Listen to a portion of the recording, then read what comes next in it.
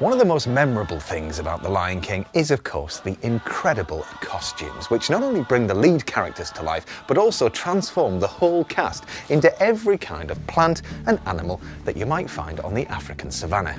With so many intricate costumes to create and look after, the work that goes on is staggering. So let's visit the wardrobe department to find out a little bit more. The costumes, and when you look at what Julie designed, have a fundamental idea at play, which is to use natural materials, or to appear like we're using natural materials, to represent the earth and the planet and the savannah itself.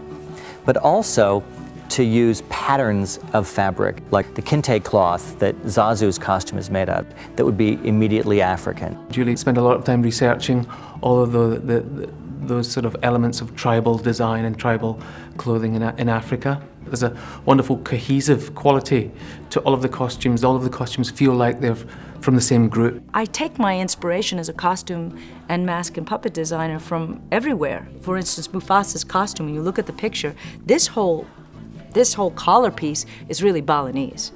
This is very Maasai. The bottom is very Indonesian.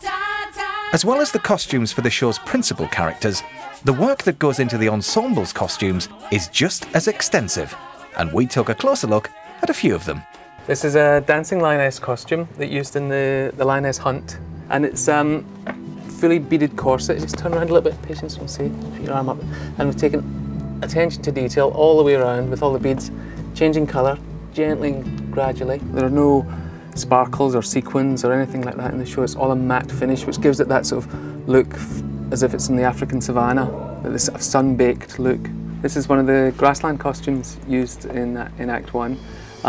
There's about 24 of them on altogether to create the feeling of the savannah when Mufasa and Simba are out hunting. There's a steel hoop to hold out the grass at the bottom. It's important that they look cohesive as a group. If they were all to sort of be individual, then the effect would be lost. And then a lovely little grass corset made of artificial leaves from the skin colour of the performer, moving down to be lighter as it approaches the grass, and then going up to the grass at the top. The board is incidentally made of the same sort of stuff that they make airplane wings out of, so that it's supremely light. It's really, really light. You'd be amazed at how light this is. Costumes help the cast to portray over 25 different types of animals, as well as plants, and each costume is handcrafted and tailored for each actor. So after the work that goes into creating all of these costumes is complete, what effect do they have on stage as a whole?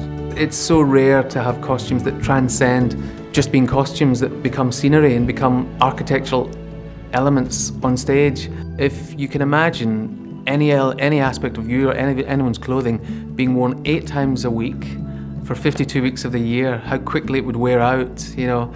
So they have to take care of everything really carefully, really carefully hand wash most things, make sure that everything's shiny and new as it should be on day one. So here we are then, up in the wardrobe department, well above the stage where all of the repairs and alterations are going on for this evening's performance. Cynthia, hi. Hi, nice to see you, Matt. Very nice to see you too. Now, is it all right if I have a little look over everybody's shoulders while they're doing all of their work?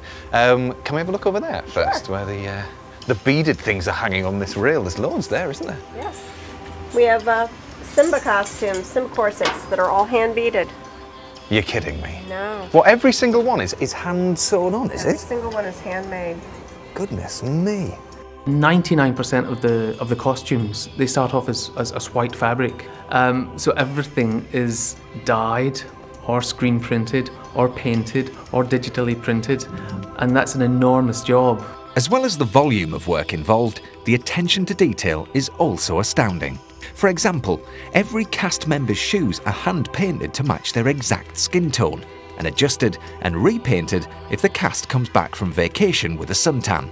So, with all these costumes hanging up and waiting to be worn, it seemed only fair to try one on. Do you know what, Cynthia? I think Zazu's costume might just fit. What do you reckon? Let's give it a try. Yes? This is the hat as well? That's the hat. Super. Well, if you'll excuse me, I'll get changed. And there you have it. What do you think? It fits perfectly. There is, of course, just one vital thing missing for Zazu, and that is the tails on the coat, which Cynthia is just going to fasten on because they're separate. But the pants and the vest are all in one, and the shirt, well, that is actually just a collar, so it keeps it nice and cool. Very easy to move in. There we are. Look, get into that Zazu position. Put the hat on, and that is the whole outfit complete. We had a number of ideas at play when Julie was designing the costumes. We tried different things and did actually a laboratory, if you will, for a number of characters. We tried it with Zazu wearing a beak, Zazu being dressed more like a bird, and then Zazu with the puppet. And as we played with each of these techniques and looked at them, the ones that were the most exciting are the versions that you see in the show today.